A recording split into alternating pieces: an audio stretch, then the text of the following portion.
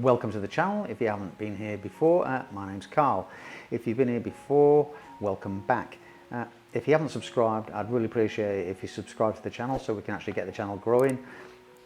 So far this month, which is basically the channel's only been running for a month since I switched focus from photography to scale model building. The reason for that is in the first video I actually put up talking about the change. So it's probably been about a month basically, so we're talking about the whole of April. And that's what I want to do, is I want to have a little bit of a review of what I did in April on the channel and where I hope to progress forward, like next month or maybe like in the future.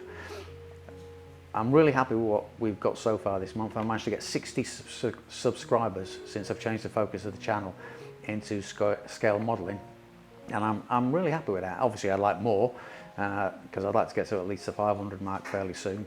We're about halfway there. I think we're about 240 subscribers at the moment, but we'll talk about what I did in April. So the first thing really that I did in April was I finished the Airfix Battle of Britain gift set. So I'd already built the 2 Spitfires that were in it, and then I completed the Lancaster, and all 3 of those builds have been put up on the YouTube channel. They're more in a slideshow format, but I still went through each of the builds because I didn't photographically document how I went through it. Next, we moved on, and I actually built the Tamiya BF109, and it was a fantastic kit. I really enjoyed it. Now, after doing the first 3 kits, I had a little bit more experience of airbrushing and things like that, and I think actually, not for a 4th kit, I was pretty proud of what I achieved. Looking at the kit, the completed build, I can see a lot of areas that I do need to improve on. So as a learning lesson, it was another great kit, but it was a Tamiya kit, so obviously that helped me along the way because there was no fit issues or anything with it. And I could concentrate on sort of different techniques like mottling, black basing and things like that, which I'd never even heard of just over a month ago. So the progress that I managed to, or the skill level, not so much skill level, but the actual experience I managed to get by doing this BF109 was actually quite huge. Also in April, I did several inbox reviews, and these are kits that are on my shelf at the moment that I will be building. We have Tamiya Mustang in 1/72 scale. We have one of my favourite aircraft is the Mosquito. So we've got this Tamiya Mosquito. So I'm really excited about building that. These are all inbox reviews, by the way. One disappointment, I did an inbox review of the Airfix Harrier, and I was mainly disappointed because there was the glass. There was a huge amount of glass in it. I did contact Airfix, and Airfix have said they're going to send me a replacement part, so that is brilliant. So I will be able to actually complete the Harrier. I was really worried about, because of where I am, not being able to get the piece I wanted, but Airfix emailed me back and said that they're going to replace the piece for me. It'll take 21 days or whatever, but either way, I'm really happy that that piece is coming so I can complete that kit. Also, the last inbox review I did was my first 1/48 scale kit that I've managed to get hold of. Like I said in the inbox review, this was cheap as chips, and I'm really looking forward to this Spitfire build. So there's a lot in the future. I've actually started building the Fokker Wolf, because that was an inbox review as well. Where are you? Come here. I forgot all about you, mate. Another little cheap as chips model, 1/72 scale, and I really want, this model is going to be sort of like another one where I'm going to test certain techniques. Now, I don't know whether I'm going to do black basing or not, or whether I'm going to just try pre-shading to see which one I prefer. So we'll crack on with that, and I also want to see how this compares to the Messerschmitt, see if I've sort of like nailed the mottling side of it, because I was actually pleased with how the mottling on the 109 came out. So basically you've seen all the models that I've got at the moment that I haven't built. So the next build, like I said, is the Focke-Wulf 190. So it'd be nice if you guys told me which model you'd like to see me build next. I've got 2 more models on the way, and I think that's probably gonna almost the limit of what I could afford to get. You know, things will start slowing down when it comes to inbox reviews from now on, because it's the cost of getting the kits. And where I am in the Dominican Republic at the moment, until I get back to the UK, it's hard to access kits and supplies. So, and they tend to be more expensive because there's no postal service here, so I've got to pay a courier to ship it from Miami to me.